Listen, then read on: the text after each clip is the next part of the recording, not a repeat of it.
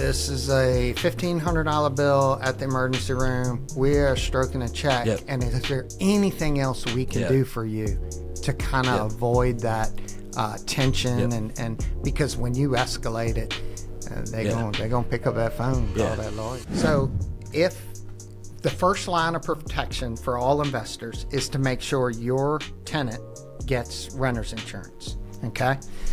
And I suggest most renters comes with $300,000 in liability. Just put in the lease contract you want $500,000. It literally costs the tenant like $3 more. Okay, so we're talking 25 cents a month more. Just put it in the lease to say we want $500,000 in liability. And why is that important? Because that's the first line of defense. So they're going to go after the renter's policy. Now, there's no getting around the owner of that property's insurance not getting sued over a dog bite. Right. So, but if they say, okay, well, we're suing for X amount of dollars, that renter's policy, the judge or whoever may say, yeah, we're going to give you the $500,000 in the renter's policy, but we're not going to touch the owners because they didn't know.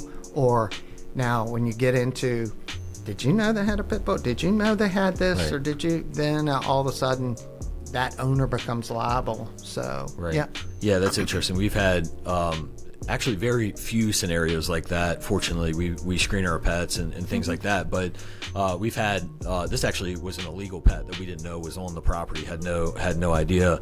And then a neighbor, I think he was like 90 something years old. Dog got loose from a tenant's house it had 2 illegal dogs.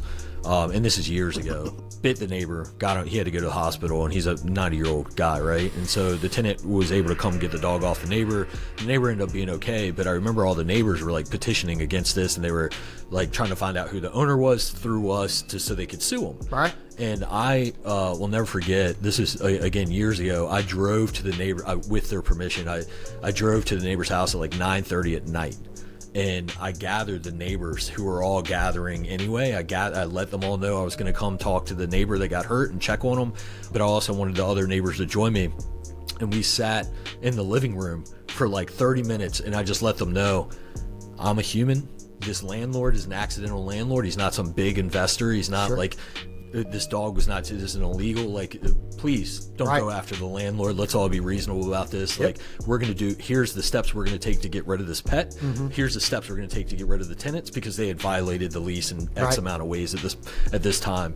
And so we just stayed in communication and thankfully avoided a lawsuit. The neighbor was fine. Like, he was just in and out of the hospital. I don't think he needed stitches, but he was scratched up, right? But it was one of those things where we were like, holy cow, how is this? Like, are we getting sued? Is the owner getting sued? Are the tenants getting sued? And it was a nightmare. And sometimes if it's small enough, as an owner or a property manager, you say, hey, look, this is a $1,500 bill at the emergency room. We are stroking a check. And is there anything else we can do for you to kind of avoid that tension? And because when you escalate it, they're gonna pick up that phone and call that lawyer. I'm pretty sure we did that too. I think we brought them gift card, like we paid for their medical and then brought them gift cards just to show like, hey, we're all trying to look out for each other. Like there was no intention, there was no anything other than that. And I think once they saw like what kind of company we weren't some big corporation and we weren't like just doing something evil, that